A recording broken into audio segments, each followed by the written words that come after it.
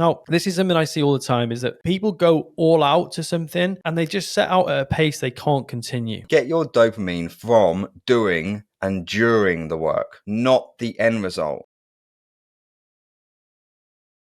Welcome to the Awakened Man podcast. You join me, Mr. Peter Taylor. Today, we are going to go a mile deep into the fears that we see stopping men from being successful. We've aptly named this the Mask of Fear training, right? So in today's episode, you're going to learn exactly how fear is showing up in your life. Now, when I learned these masks and create these masks, I saw the fears that were showing up in my life and potentially going under the radar. And we're going to go through the 8 masks of fear. And we're actually going to give you pragmatic ways to combat these fears at every turn. We're going to share stories, we're going to go into them, and we're going to give you like how it's showing up in the way that you say things and the way that you're behaving. You ready for this, Pete? Yeah. love a conversation around fear. Yeah, I love a conversation around. I use fear in a great way. We'll go into this. We'll go into the way that I use fear and how I look at fear and the two ways people can use that as well. We'll jump into that too. Yeah, Yassine said this a while ago, actually, like fear and excitement, exactly, biochemically, exactly the same, is that fear is excitement without the breath. And like, when I first heard him say this, I think it was one of many things that he said that I understood, but then I really got to know this. And like fear doors, what he talks about fear doors all the time, like walk through our fear doors. On our program, men walk through fear doors all the time. And actually, just even when I was writing this episode, there's 2 gentlemen specifically that came to mind. And one man this year, he's created he's 85k in to his goal of 100k. Before the end of the year, he might hit this on a second business. And he is basically created this business by walking through fear doors, getting really clear on what fear he has and walking through it. He's made an exceptional amount of money this year by getting that's his personal income. That's not business income. That's personal income, right? No. This is supplementary income. He's already got. That's what I mean. That's his That's like it's not like a business revenue. And then the second guy has doubled his salary through getting really clear with the hard conversations that he is afraid of having and going having them. And Pete and I know this guy really, really well. So we're seeing this is like one of the things we do really, really well on the Awakened Man is we get guys really clear with the fears that are holding them back and stepping through them. And this is one of the concepts which we introduce, which help them do that. Yeah. Getting comfortable with fear, right? But also, and like what we're going to talk about today and what Ben has kindly written out. And I read through this document this morning and I thought, wow, do you know, like a lot of these fears, they're unconscious. Like you just don't think about them. You don't know they're turning up, but they are absolutely dictating what you're doing. Like I could relate to loads of them. I'm like, oh my God, that was me, or that still is me. Didn't actually think about that being a type of fear. I didn't even think about it. It was just there lingering, right? And it's stopping me from moving forward. Yeah, and do you know what? I don't think you'll ever be exonerated from any of these. Like, and I think when we share and when we coach and when we help guys, we never do it from a place of being exonerated, having overcome these. We're in the trenches and we go through all these as well. What I think this does is it gives you a way to quickly see it showing up as fear and say, I need to walk into that. So I think that what it does is it shortens the time between it being like what Pete said there, a lingering fear that stops you in your life and is a fear that is inhibiting you, and you actually going, yeah, I can walk into that. I'm behaving like that. That's showing up. So what this is a diagnostic tool, really, more than anything. Actually, this is part of my book. I committed to writing a book this year. I've started fleshing it out. So this is me a bit, some of these 8 masks that we get through are part of like 20 masks that I've written up about how fear shows up for me and my clients. And yeah, absolutely. And even writing the book, these bloody masks are coming up. But I can share a quick story. Have you got a story around fear masks? I can go into one of mine, actually. I mean, see, Ben comes up with all this wild and wacky language, right? And and like the fear masks, like I would have never thought of like calling it a mask, but it's a good terminology for it. I'd never really thought about it. Like I figured out a while ago that I had this thing about being liked, like I had to be liked, right? And the me wanting to be liked was preventing me from having hard conversations, was preventing me from like raising prices, was preventing me from just really like actually just going after generally what I wanted, because I just wanted to be liked. And it was absolutely a form of fear. And when I figured that out, I was like, okay. And for me as an entrepreneur, and for me as a man who just wants to constantly grow, like I am not comfortable just standing still. Like it makes me feel uncomfortable, right? But me learning that thing was getting in my way, right? That it was part of my identity, right? That I had to be liked, that I wanted to be liked, I needed to be liked. Part of my identity. I then got to shed that, right? So for me to go into the next season of my like entrepreneurial growth and my growth as a man, I have to shed that identity of wanting to be liked and that fear around, they're not going to like me because of this thing, right? And I'm still shedding it, right? I'm still absolutely in this stage now of just getting rid of that skin, and I can see the fruitions coming from it, right? When I'm okay with having the hard conversations, I'm okay with letting go of friendships that aren't serving me, right? Because I just had a fear that they weren't going to like me anymore, right? And I'm okay with that because actually they're happy doing their thing over there, and I need to go over here and do my thing. Yeah, I can actually share on what you just said then. Like, we moved to Dubai. I mentioned it in the last podcast, but a big part of it was like, what are people going to think of me? Like my family, my close friends, is like living in a vision of wanting them to be happy with what I was doing in my life. And I was like, this is going to piss some people off, but I'm okay with that. So yeah, great point, Pete. And my little story around fear, just a really simple one, actually. I remember the first ever time I put my prices up in Fast Way to Fitness. And I was like, I knew I was undercharging, because people say, oh my God, it's all this for just £65. And I wanted to go to 100. And it sounded quite a big jump. But I said to one of my good friends, Chris, and I said to him, I'm thinking of going from, this to this. And he said, well, look at it like this. If you put your prices up by 20% and 20% of your clients leave, you're in the same place. And I was like, I didn't work, I'm not very good at math. So I worked out, and I was like, hang on a second. Yeah. If I increase my prices by 20% and 20% of people leave because they're not unhappy with the price increase, because they're not going to be, because they're getting loads and loads of value. It's not hurting their pockets that much. And I put my prices up, and actually no one left in the end, which was great. But it was just like data versus drama. And we're going to go into one of the masks today, which is called the drama seeker mask. And that's like where people focus on drama instead of data to make decisions. So let's get straight in, because I think there's actually 8 of these to cover on today's session, and we can expand as we go through.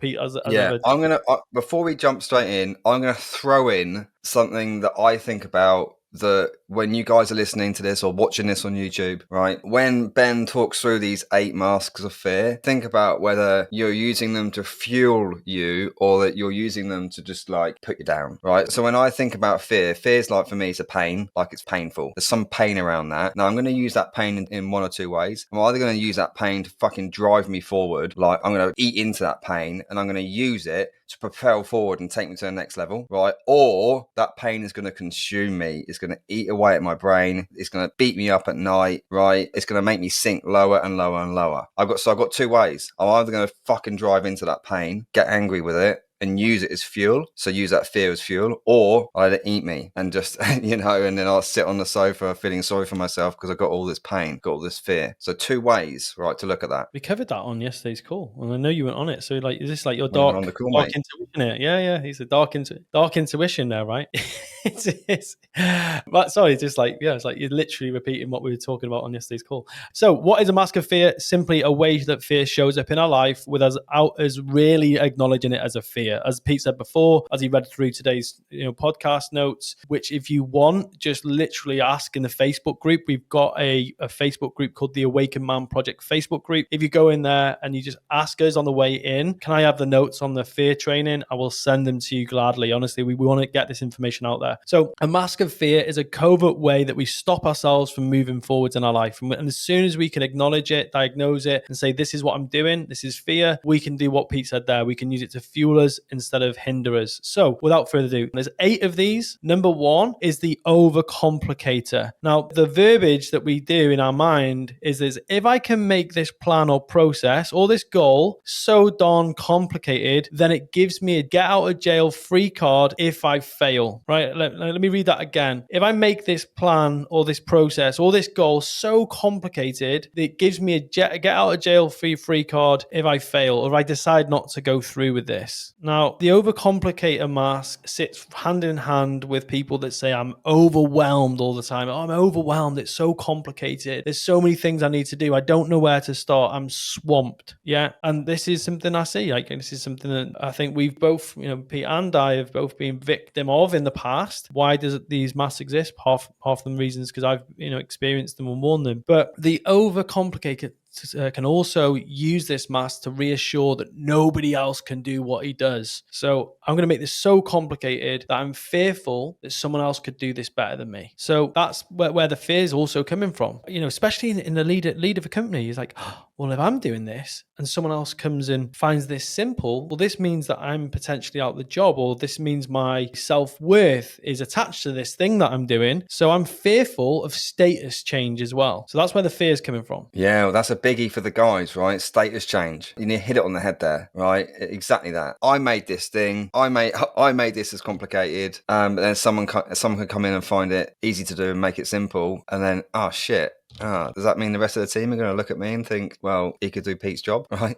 Damaging the status. Yeah, and I think this is what some business owners do. They wrap themselves in this layer of complexity so that they then don't have to be challenged. They don't have to have hard conversations. They feel that status, that significance in their business. And then when you're trying to coach them, it's like, hey, have you tried just doing it like this? It's like super simple. I always reference the video training like that I used to sit at for hours and edit video. And Peter said, like, why don't you just give it to this guy? It's this much per hour and you can be going and making sales, which is going to get you more per hour. And I was like, nobody can edit testimonials like me, Pete. Yeah.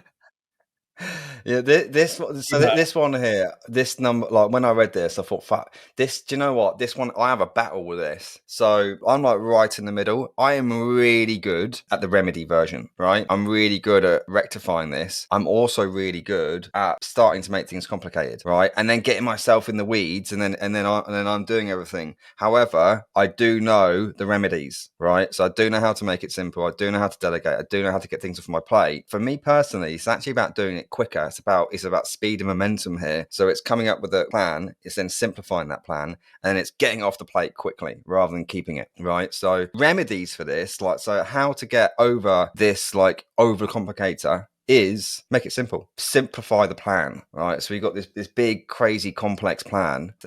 Think about it like this. It's like we get a spotlight or grab a torch. When we get that torch or that spotlight, we shine it on one object and then that's what we focus on, right? And it's really easy then, like we're not looking at anything else around us because we can't see it, right? Because we just got the torch on that one object and then we focus on that, right? So, and it's the same with our big complex plans or when we overcomplicate things. Let's just shine a torch on the thing that's important, right? And just focus on that. Keep it simple and ask yourself the question, is there anything I can remove from this? What can I remove? A lovely question. Yeah, the Tim Ferriss question, actually, if I was going to make this simple, what would it look like? And is it really... Yeah, better version of that. Absolutely great, yeah. Yeah, like, yeah, actually, I saw this quote on Facebook today. It's like, solve rich people's problems. They'll pay you more.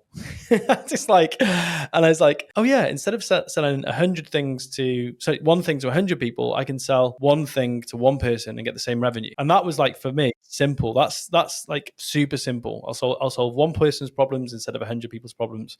Like, let's keep it super simple. And yeah, well, let's ask yourself good questions, right? It's like, hey, say your big complex plan is that you want to do 1 million next year, right? Well, it's like, okay, I want to do 1 million next year. We'll put some constraints around that question. So what if I wanted to do 1 million next year, but working 2 days a week? Okay. And now you've got to think about that really differently. So it's just about asking yourself really good questions, put some constraints around that question and go, well, rather than I'd have to sell bigger things. Yeah, you did it this week. Pete put together 2 business models and he just presented them to me and he was like, these are the 2 different ones. And I was like, in that one, we're going to have to do something we're not very good at, which is all the traffic stuff, all of the, the funnel stuff, the multi-step funnel stuff that we don't enjoy doing. We're going to have to get someone in to do that. It's going to cost us money. And you go, or we can do it like this. And we're already doing that. And you made it super simple. And I was like, well, why don't we just do it? And he goes, yeah, I've already made my decision. I was like, brilliant. He simplified it really, really quickly. The final remedy is what's the next step mindset is overwhelm. If it's something super complicated, what can I do in the next 3 minutes? So I regularly kick people off our hot seat. We have a hot seat every Thursday. I'll say, go and do it right now. Yeah, it's like, go and do the next step right now in the next 3 minutes. So generally, I'll help people do the one thing that's in front of them. And then it's like, okay, what's the next thing? What's the next thing? Instead of, because what a lot of guys who overcomplicate things is they focus on the end of the complication process rather than the next thing. But this is in another one. This is in another mask of fear.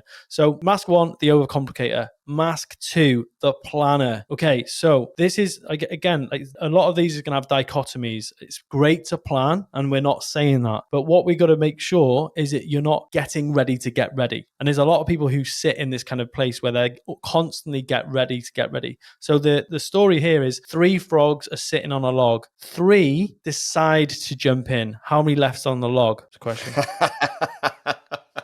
Yeah, 3 frogs on a log. I hate riddles. 3 plan or decide to jump in. How many left on the log? 3 plan to jump in, or they decide to jump in? They decide to jump in. Ah, but they didn't jump in. So Exactly, three are still sat there. Yeah, exactly right. And this is where most people are. They talk about it. Guys. Yeah, God, don't be.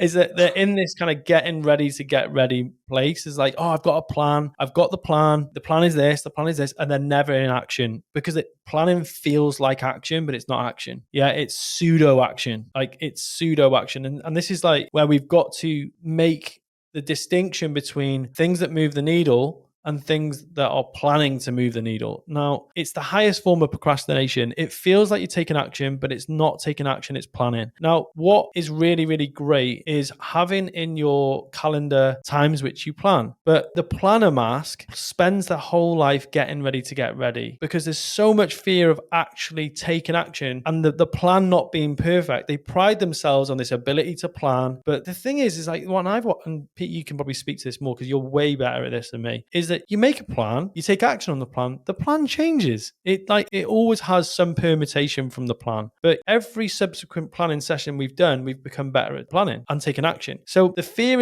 on this mask comes from the future and the unknown. And the fear also comes from, what if my plan isn't perfect? What happens if my plan doesn't even work? Yeah, I'm actually having a lot of these conversations at the moment because it's come towards the end of the year. Lots of people thinking about 2023 and what they're going to do in 2023. I'm like, right, guys, here's a load of questions. Start thinking about it now, right? Because what I don't want to do is get into like start of January and then we spend the whole month of January planning and making a master plan and then we lost a month. It's like, no.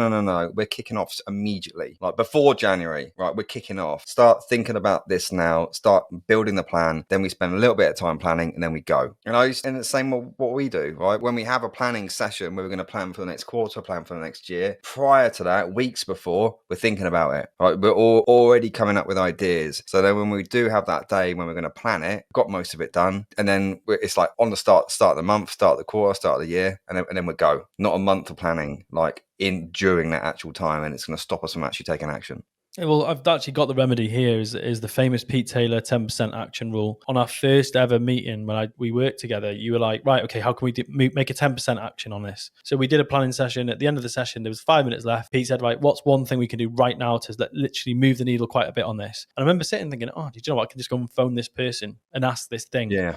I think it's like maybe like this, I can't remember who the step was, but it was like it transformed planning into momentum. And I think this is what we do really well, is that we make a plan and as soon as we've made it, we move it into momentum instead of waiting, because fear feasts on time. The longer there's this thing called event action. So the time lag between the event and when we take action is directly proportional to the actual probability the event's going to occur, the action's going to occur. So say I make a plan on Thursday and I leave it for 2 months before I take any action, the probability of that action actually happening is really low. If I make a plan on Thursday and I take action on Thursday night, I'm building momentum straight away. So that Pete Taylor 10% action rule is the remedy for the planner mask. Yeah, well, the thing with making a plan, and I think probably what we should do is a whole session on planning, but it's like, here's a plan. I want to make $1 million next year. Okay, how am I going to make $1 million? I'm going to do that by growing our YouTube to 100,000 subscribers, right? And I'm going to do that by growing our Facebook group to 100,000 people in there. Okay, great. But we've got a Facebook group and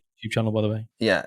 Do subscribe, do follow. However, the problem with that is that they are just objectives. And then there's so the objective is, we want to do 1 million. There, and then there's a couple of metrics there. It's like, oh, here's 100,000 subscribers, right? Is a metric. What we need is the action. So what you need underneath there is then the actions on how you're going to get there. So don't forget that in the planning, because you can have this big master plan, but you have to have all the actions underneath it. So then you can go ahead and go, right, well, what's the first thing I need to do is then take these actions towards that, right? What I really like doing at the end of a planning session is going through and highlighting, super simple, what can I delegate, like what can I outsource, what can I delegate. I highlight all of it, and then it's the first thing I do is I'll just go, right, I'm going to delegate all of that now, outsource all of that now, because then it gets that moving, and then my part is done. Yeah, I think this is one of your master skills, is simultaneously being able to have big visions, but able to deconstruct that into the tiny actions. Like that is, well, you're architect, you're able to architect that vision very quickly. Pete does this at an alarming speed, like just amazing, like big vision, tiny actions, and then the pathway between the two. He'll be going through this at our event in January, right? This is what you're going to be. So by the way, if you're listening in, we've got an event and we're going to talk to you at the same time, is that our event in January, I'm going to be talking about impossible goals. Pete's going to be talking about architecting these. Like his ability to do this, going through that session with him will massively shift your 2023. So just plug about the event. If that's something you struggle with, get to the event. It's going to really help you. Okay, moving on, because we're going to keep shifting these gears. The next mask is what's called the hero in the beginning mask. Okay, it is a mask of fear. It's the fear of not finishing things. And I think people have this. Sometimes they won't even commit to something because of the fear they're not going to finish it. Like I came from the world of body transformation, and so many people came into my office saying, I don't want to commit to this, Ben, because I just feel like I'm not going to finish it. I get 2 weeks in, I don't finish things. I could do really well on a diet for 14 days, I drop off. And there's actually a Sanskrit word, which is like it's a 2,000, 3,000 year old word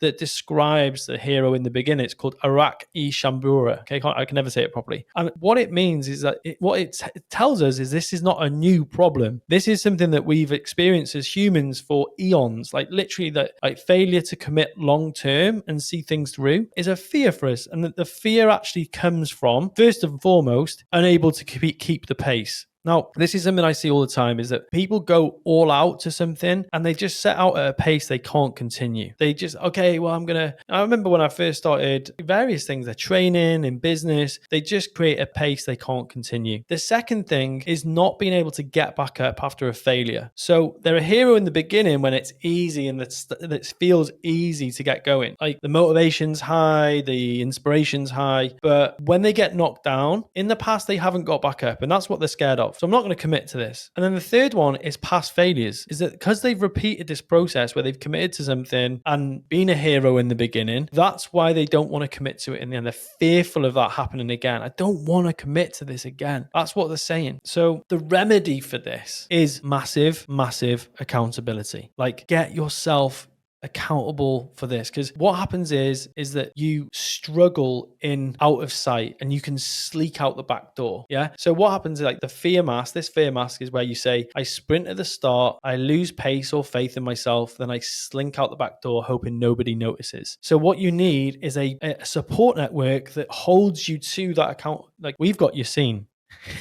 It's amazing at this. Pete's good at this as well. I'm good at this, and we hold each other accountable, and we are human. You're inevitably going to have these moments where you want to give up, but having an accountability structure in your business, personally, in your relationships, all of these things, having that accountability helps you struggle in plain sight. And that's the second one, is being just like, hey, by the way, this isn't going as I'd hoped, and people will help you, people will support you. The next remedy is actually start something and finish it just for the sake of finishing. I did this with my personal body transformation in my 30s, at the end of my 30s. I went through a period of time where this was the mask that I was wearing. I would start things and I wouldn't finish them, I wouldn't see them through. And I said to myself, I'm going to transform my body over these 12 weeks to prove to myself I can finish something and finish something strong. And actually, my pace got better towards the end of the 12 weeks. So instead of being a hero in the beginning, I was a hero in the end. And the majority of my body fat I lost in the last month. And so what it's meant to focus, like help you do, is when you see this, is like, oh yeah, I start things, I don't finish them. This is a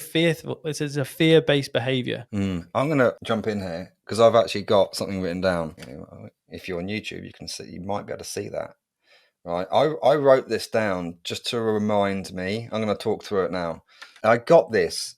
How to say it? Is it Huberman? Huberman Lab? Human Lab, yeah. Dr. Huberman Human. Lab, yeah. I love his stuff. I've been watching a bit of it recently, and he's talking about dopamine, right? And for us, like, we're looking forward to the finish line because then we're going to get that result, right? I'm looking forward to finishing that thing because then I'm going to get that result. I'm going to get that reward, right? And what he talked about was like hacking your brain around the dopamine, so we don't get the dopamine afterwards. We want to hack it so we get the dopamine during, right? So, and I wrote down a couple of notes and I've got them literally pinned here so I can think about this. And I wrote down, get your dopamine from doing and during the work, not the end result, right? So this is the way I'm looking at it now. When I'm doing things I don't necessarily want to do, like going for a run, like I don't like running, but I know it's good for me, right? Like that, right? And I think to myself, the work that I'm doing right now, like me going on this run, the actual run itself, that's going to give me the result now. Like, I'm getting it now. I'll tell you what the next one is for me: meditation. Like, for a long time, I've just struggled to do it continuously because I just want that end result. I want the peace of mind now, but I have to do all this work to get start to get to that, right? Continuous meditation. So every time I do some meditation, so I do it daily, right? I'm thinking to myself, Pete, it's this work now, right? Me doing this meditation now, it's the journey, it's not the end result that's actually going to get me there, right? So just, and I start to feel good about it. And then before I know it, I've done 6 or 7 minutes, right? And because I'm thinking that way. So rather than thinking about, I just need to finish this, it's like, get your dopamine from doing the work itself, like during it. Not the end result. There's so many reasons why that's gold. Yeah, that was really good. The final remedy for the Iraqi Shambura mask, the hero in the beginning, is get a coach. Real simple. Get a coach. Join a group. Shameless plug. We're really, really, really good at doing this. We're really, really, really good at helping guys stay accountable to their word. Because when you make a commitment to a load of other guys saying, I'm going to go and do this right now, and you go and do it, and then you feedback, we've created feedback loops within our ecosystem, our community. So guys get that dopamine, like having done it and in the moment. So it's really good. Okay. Next mask, the busy fool. Okay. So the busy fool is addicted to busyness. Yeah. So why is this fear? Because I'm fearful of solving the harder problems. I had this in my life, right? So the busy fool, addicted to busyness, loves solving the same problems. The fear comes from solving new and harder problems or slowing down. Okay, this is real. Again, I know this mask really well because it is me, or was me. It's not so much anymore. I'm better than ever. I'm a recovering busyness addict. So what the busy fool has equated is the busy fool equates success to speed. Speed and success are so hardwired for the busy fool. It's like, I'm doing lots of stuff, but I'm not moving forwards. So the distinction that helps the busy fool is effectiveness. Yeah, just because I'm busy doing stuff doesn't mean I'm moving forwards. So the fear, because like the metaphor for this is, imagine you're driving in your car. You don't get attached to what gear you're in. You don't go, oh, I have to go from 5th gear to 3rd gear. You have no emotional attachment to that. You just go through the gears and you come up to a hill and you're like, oh, I need to hook the 1st gear. You drive up the hill and then you hook the 2nd gear as you get some momentum in 3rd gear. But as you're moving up and down the box, you don't get any emotional attachment to the gear you're in. But the busy fool gets worried every time that he has to move from 5th gear to 3rd gear. I can't possibly slow down.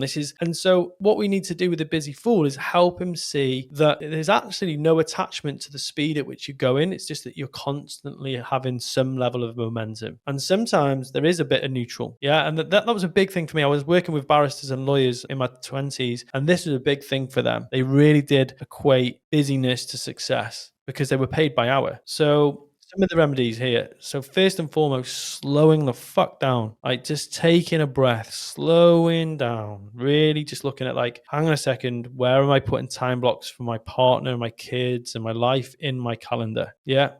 I'll whip through these, Pete, and you can share them on these because I mean, both of us probably had this. Prioritizing. What is the task today that's going to get me to move forwards, not the one that I'm good at doing or I like doing? Yeah, the prioritizing one, like, this is a biggie if you're running a business or you want to run a business or you're in a leadership role. Like, in an ideal world, what does your CEO workflow look like? Like, absolutely. Like, if I had the perfect day as the CEO, what would I be doing? step one, step two, like each part, right? It's it's checking the finances, it's just looking at the cash flow. It's then checking in with the team. It's doing the operational work. It's checking the marketing, seeing whatever that looks like, and it's really thinking hard about how that workflow would go. And if you don't know, this is where a coach comes in. This is where a mentor really comes in, like guys that have had that experience and that have had that success there, and they can go, hey, these are the things that you need to focus on, because sometimes you just don't know what you don't know, and you think you're doing the right thing, and you're really, really not. Like, strategy is freaking important. Like, the right strategy is important, because you can follow a strategy and it'd be the wrong one, right? Why we're big advocates of hiring mentors and so on, and consultants that have actually done the work and actually get results, because they can say, hey, well, the way you're prioritizing your time isn't very effective. Like, you focusing on that thing over there is just not effective. You're never going to get anywhere doing that, right? So the remedy here is prioritization, but it's the right prioritization with the right strategy to actually grow your business, not just do the things that you just enjoy doing because they're fun. Yeah, I think that's where time blocking comes in. Actually sitting down and putting times aside. Like, as soon as me and Poppy moved to Dubai, my first week, Pete can testify, testament to this. It's like, I was chaos. It was a nightmare. It was so odd because we just hadn't had the time blocks in place. We didn't have an idea of when each other was working, and we sat down and we put the time blocks in when we're with kids, when we're off, when we're on. And already my productivity has gone from, I felt like a 10 mile an hour to like 50. I'm still not at 100 mile an hour yet, still not up to 100%, but it's way better because I time blocked. And that was the structure. Like, use like command and obey your calendar. Like, honestly, the busy fool is like someone who literally does not use their calendar. Yeah, the time blocking. So this is a big one for the busy fool. And I can sing to this because I used to do this, right? I would time block in my early days when I set up my first business. Early days, I would time block, right? But this is what I'd then do. I'd get a phone call from a client, from a contractor, from a new opportunity. Pete, can you meet me today, 2:00? Yeah, not a problem. Pete, can you meet me tomorrow? I'm so and so. Yeah, not a problem. Right. So my time blocks would then be interrupted by me doing other things. And then there's me becoming mental busy. I'm going from place to place to place, person to person to person, right? Crazy busy because I'm just being reactive to what other people are wanting me to do. And it's interrupting my time block. Now, here's the part's going to punch you in the face. If you think about how many of those critical time blocks that you have in a week, how many have you got? Right. Let's just say every day you're going to do 2 time blocks of 90 minutes, right? Because that's what you got in. So we've got 90 minutes, say you work 5 days a week, right? So we've got 10.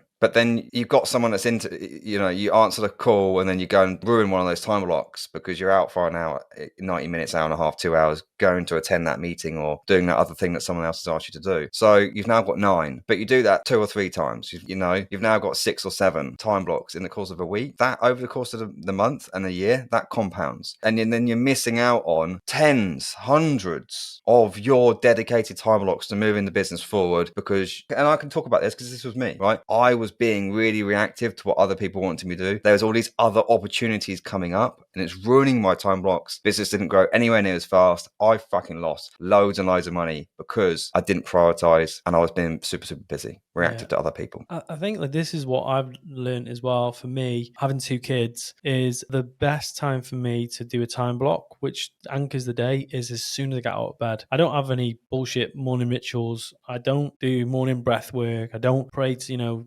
do anything. I don't do anything that gets in the way of me getting to my laptop and creating my first thing that needs to be done. And that habit has grown over the last 6 months. And it's only going to get better. And I think so many people have got these bullshit routines that get in the way of them actually getting things done. And yeah, we've actually got a training called Masterpiece Days. We give it to guys and it helps them actually kill the busy fool. And it's a really, really great training. Let's keep it moving, Pete, because I think we've got another 3 to get through. And I'd love to share all these 8 with the guys who are listening. And our lady listeners, if you are listening today, they're not exclusively male. It's just the nostalgic, the trophy cabinet mask, the next one. So every time I face a challenge, I bring up my old accolades and my prizes. So I used to do this in fitness. It's like, oh yeah, someone says, what's your bench or what's your squat? And I'd quote a squat when I was like 21.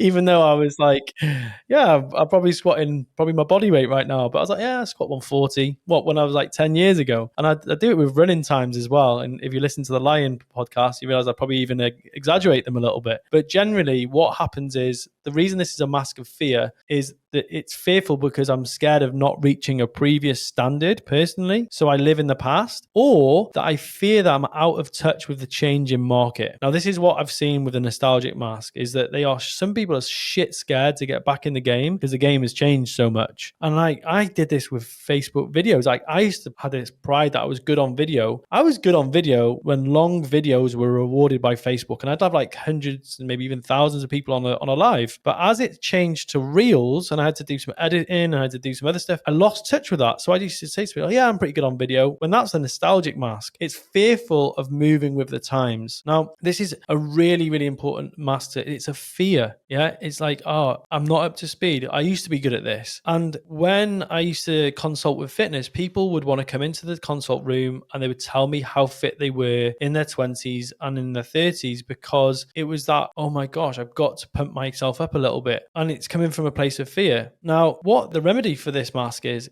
create in light of who you want to become, not who you've been. And that this it sounds quite woolly, woo-woo, but the thing is we're constantly creating the future in the moment. The past doesn't actually exist. It's just a figment of our imagination. Now, letting go of the past for a lot of guys is a massive, massive part of becoming an awakened man. It's not about who you were yesterday. It's about who you are right now. Or it is about who you are yesterday, but you base off that and you be better today, every single day. And the second one is having a North Star is constantly focusing on moving forwards, on improving the improvement mindset instead of living in the past. And I see some guys that get so stuck in this mindset, especially with their fitness and their health, is that they constantly numb in the past and they don't move forward in the future.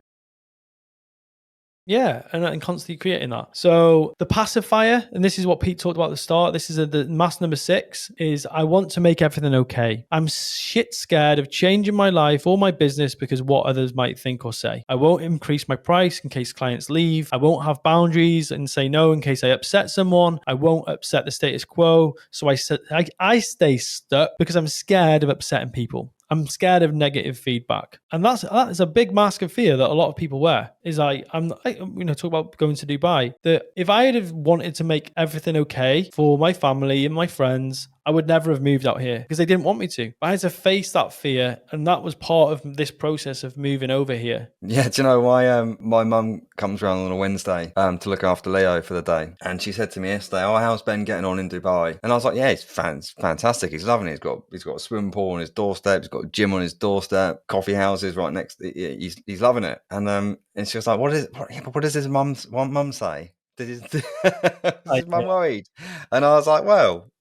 I don't think she was probably very happy with him going there, No, but she didn't. he's had to make a decision there to go and live the life that him and Poppy want to live, and to experience that, and to up level, right? And probably people that have been upset in the process. Yeah, the pacifier lives a life that is shrunk or dimmed through worry of what other people will say. And like they live a contracted life. And honestly, it's a fearful way to create your life. And it might have triggered you by listening to this, by the way. And like we had loads of people saying, oh, I could never move away. Family's really important to me. My family's really important to me. Like it's not that. It's like I see my family 10% of my week, maybe 15% max.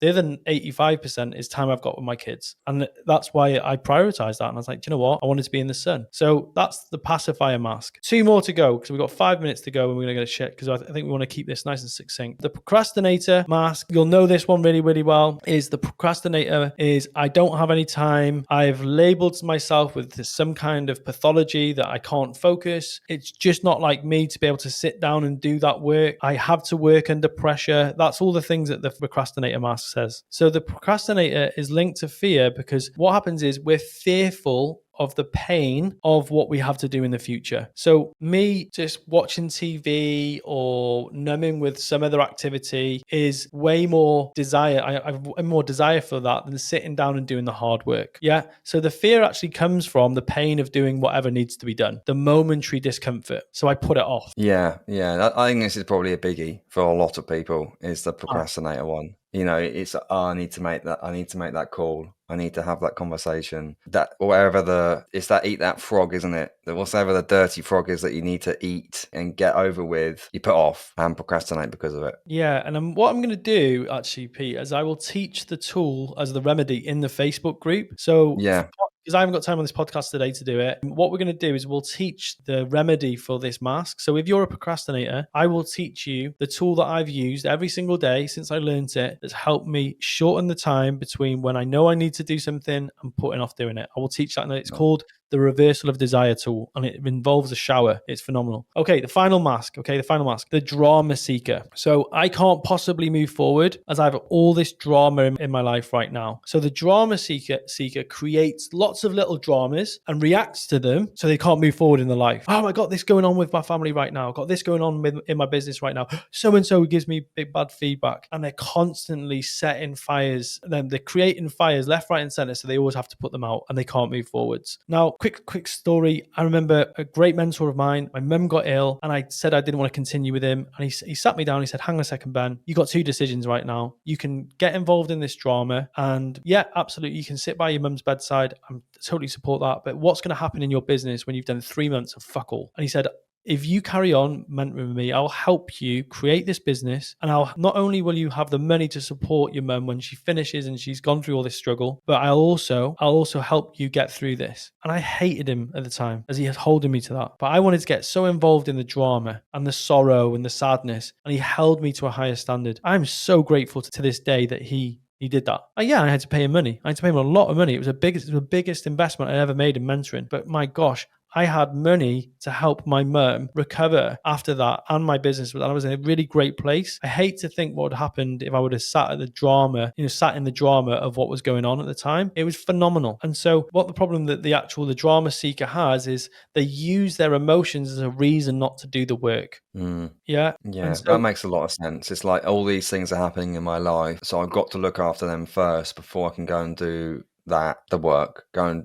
carry out that thing that I don't want to do. yeah, and like in life is life. You're always going to have these things that come up. So that instead of this reactive life, you start to create this creative life, and you say, "Hang on a second, I'm just going to create my state." I think we could go a mile deep on this mask alone, but the drama seeker is like, if you've got so much drama, you're always reacting to. You need to. There's a couple of remedies for this one, right? Is that first of all, it's okay it happening once in a blue moon, like someone dying, someone passing away, sorrow, sadness. We're not saying that, but it's when it's a pattern for you. Like I can think of one particular client right now where I'm going to have this conversation. It's like, "Hi, there's a lot of drama in your life, and that's why I can see you not moving forwards. You're very competent, but there's so much drama." So here's the remedy: data, not drama. Work on data, not drama. Like, how many sales calls are you making? How many people are you closing? How many times are you going to the gym? What's the actual amount of calories you're eating? Work with data. Work at times where there is no inflow. So even if you've got a busy life, big family, lots going on, find a time in your day where there is nobody ringing you up. I choose 5 a.m. because I enjoy it. I'm happy. I'm really joyful at that time. I'm very, very good. Digital minimalism. Get rid of your phone. If nobody can contact you, it won't pull you out of the moment. And the Apple Watches. Sorry, Apple. Yeah, But Pete hates Apple Watches. He told me I'm not I allowed one. spotted it. I started spotting it recently, and then one of my clients were in a meeting, and he had an Apple Watch on, and it was ding, ding, ding, and I'm like, dude, take that fucking thing off, right? Because it's just distraction constantly from you go ahead and do it and actually achieving your goals. And the final two is a friend detox. Like, look at the people in your life that Yeah, just bring good you one. drama. Like, just some Yeah, people just good bring you one. drama, and Yeah, like I said earlier, shed the identity, get rid of it. And this, I love some of my friends. I love them to bits, but the drama they bring is huge. So I have to put boundaries around that. The final one is personal boundaries, and there's a boundaries podcast you can go and listen to that we did at the boundaries session. I think it's called. It's really good, and it will help you enormously with this, guys. This was the 8 masks. Yeah, the 8 masks of fear. These are 8 ways that fear is potentially showing up in your life. We hope we've given you real good insight here. So what I'd urge you to do is go and join the Facebook group, and I'm going to write it down. Actually, a commitment is do the procrastination training. I'll do it this week for close of play. If you go on Facebook and type in the Awakened Man Project on Facebook, we're actually going to make a website for it to make it easy to get there. But the Awakened Man Project, ask to join the group. And as you are joining the group, me or Pete will message you and just say, "Oh, I want the procrastination training." I'll tag you in it, and it'll be super helpful. Hopefully you've enjoyed this. Thank you so much for listening, and we will see you on the next podcast. Cheers, guys.